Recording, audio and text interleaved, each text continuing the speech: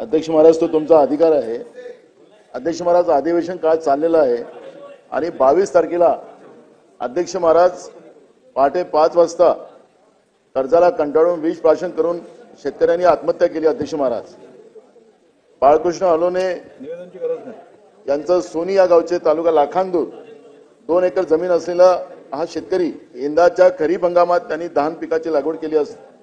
अध्यक्ष महाराज, या वर्षी पुराची परिस्थिती भयानक होती आणि त्याचं पीक पूर्ण नाहीसं झालं होतं। अध्यक्ष महाराज, आणि अध्यक्ष महाराज, पीक नाहीसं झाल्यानंतर त्याला जी आर्थिक मदत मिळायला पाहिजे होती, पुरामुळे नुकसान झालेलं, त्याला मदत मिळाली नाही। कर्ज कसं परत करायचं आणि त्या याच्याने या शेतकऱ्यांनी आत्महत्या केली। अध्यक्ष महाराज, अधिवेशनचा काळ आहे, तुम्हाला अधिकार आहे, स्थगन आपण नाकारलं, पण अध्यक्ष महाराज, किती शेतकऱ्यांच्या आत्महत्या या सरकारला पाहिजे? कर्जमाफी सरकार करायला तयार नाही, शेतकऱ्यांच्या शेतीच्या मालाला भाव द्यायला तयार नाही। रोज शेतकरी महाराष्ट्रामध्ये आत्महत्या करतात अध्यक्ष महाराज, आणि ही गंभीर बाब आहे, ही गंभीर बाब आहे अध्यक्ष महाराज। आणि या अन्नदात्याला या महाराष्ट्रामध्ये आता जगायलाच काही स्थान नाही, असा काही सरकारचा उद्देश आहे का?